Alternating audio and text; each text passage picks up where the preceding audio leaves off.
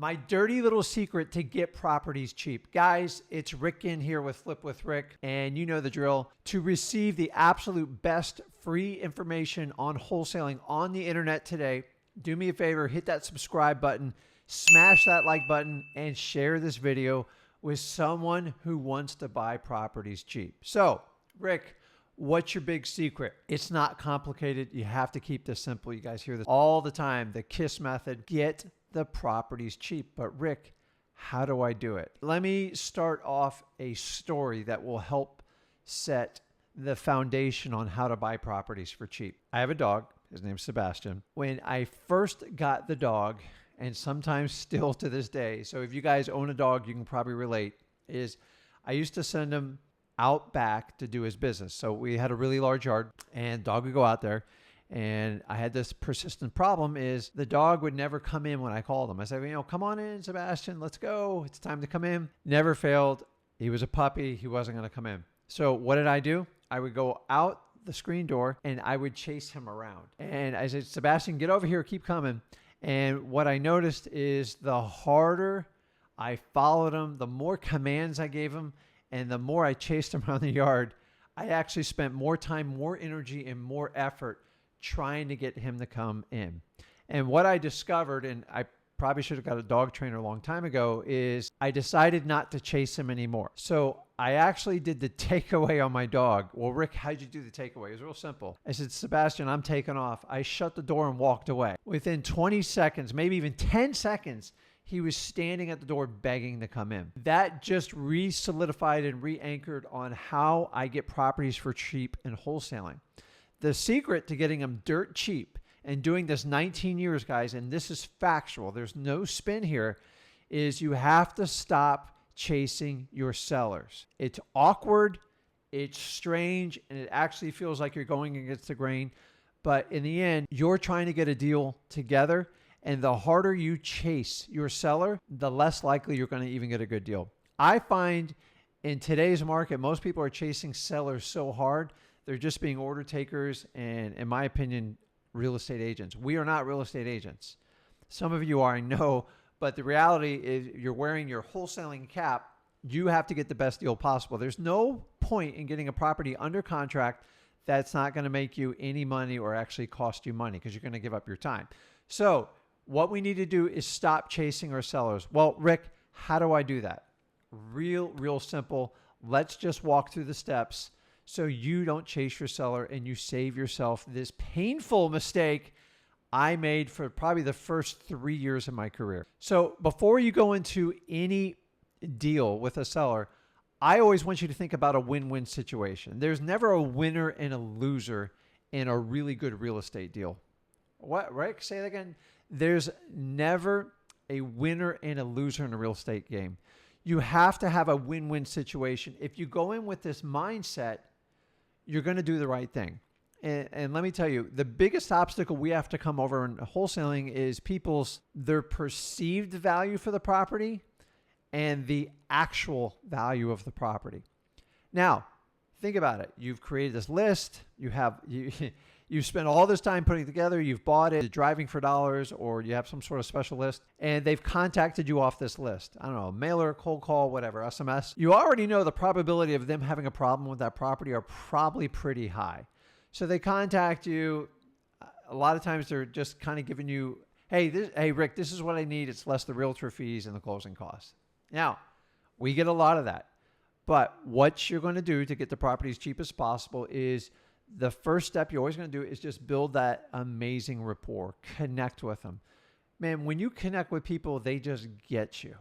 And that's what's going to separate you from all the other Johns and Jacks and Jills out there in the market. People, the ones that are just going to run and chase, what's your best price? What's your best price? Give it to me now. And you say, hey, John, how are you doing? How do you build rapport? We have millions of videos, not millions of videos, but hundreds of videos that you can search right here and Flip with Rick. Is find commonality. Use the pictures in the house. Talk about family. Family will always rule. Everybody loves to talk about their family for the most part.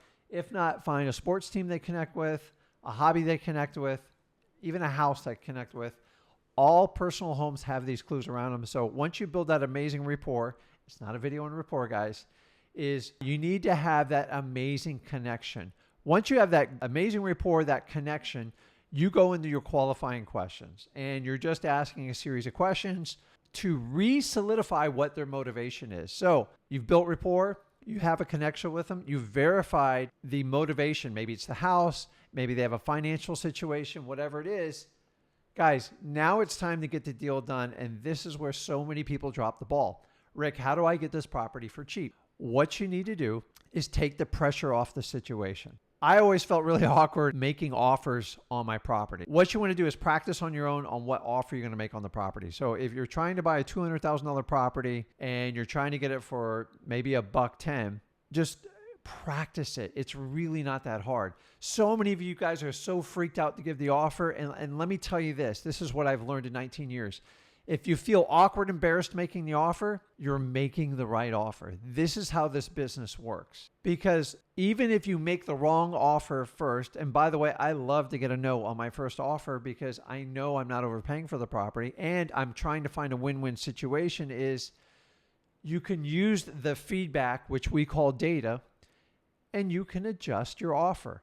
And you can simply adjust your offer and just go back to the seller. I go, listen, you know, I've offered you $110,000 and we've looked at the repairs and the time frame you need. Let me ask you, what do you think, what number would work for you?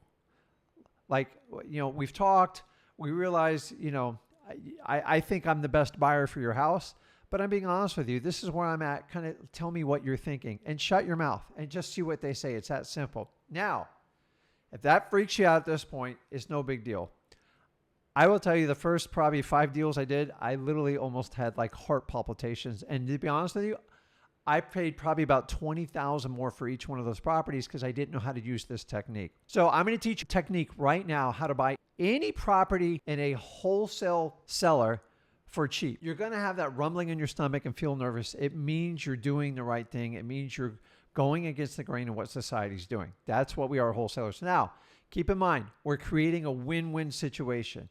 You know they need to sell that property. You know that you have to buy it for the right price to make the deal work. Find a way to take pressure off the situation. I get it.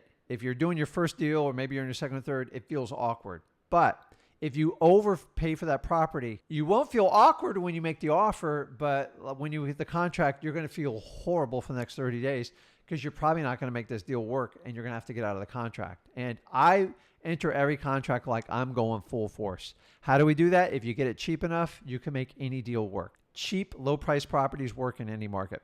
So here's the technique. What I want you to do is use what we call the scrunchy face. Now, let me give credit where I got this from. So I learned back in 2003 from Peter Conti, an old school creative financing guy, and we simply did this. Mr. Seller, I'm not saying, but like, what if I could offer you, I don't know, like $100,000 for the property? Is that something you'd entertain, or is it just, is it just not going to work? And just shut up. And what you're doing is you're taking that stress off of you. You're actually taking it, because by the way, your sellers stress when you start doing this. They see it in your face. When you do that scrunchy face, they go, okay, well, he's not a professional sales guy. They have a number in their mind. They're not going to give it to you most of the times, but this is going to help them pull that number out. And so when you do it, you have to be quiet. Now, silence is deadly in wholesaling. The longer you can be quiet, the more money you'll make, either by listening or by making that awkward offer and just waiting for the response. So try the scrunchy face. Mr. Seller, I'm not saying, but like, what if? And what if is a great one. I love what if. What if, say, I don't know, I could offer you $100,000 on the property and I could close it, you know, within, say, 3 weeks, 4 weeks, but you're probably not interested in that. Maybe that just doesn't work out for you. And is that something you do? And just shut up and see what they say. By doing this kind of third-party deferment, it makes you a little bit more apt to make the offer. And then here's the worst case. If it blows up in your face, they say, what are you, crazy? Yeah, I was thinking that. And now you can go up closer to your max offer and then you can start exploring. So In old school theory, these are what we call trial closes, and they work because you're trying to get data back so you can get the best deal absolutely humanly possible. So what you also have to understand is you're not going to walk away with a deal on every client you meet on a wholesale deal. And if you do, you're way overpaying for the property. By using these techniques, making that lower offer, you can always go up in your offer, guys. You understand that?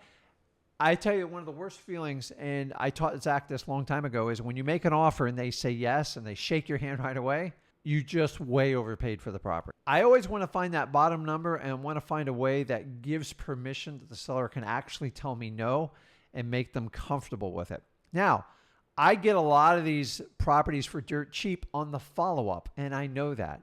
And I know it sucks to walk away and not get a contract on the property, but don't pay the max offer because it might not work.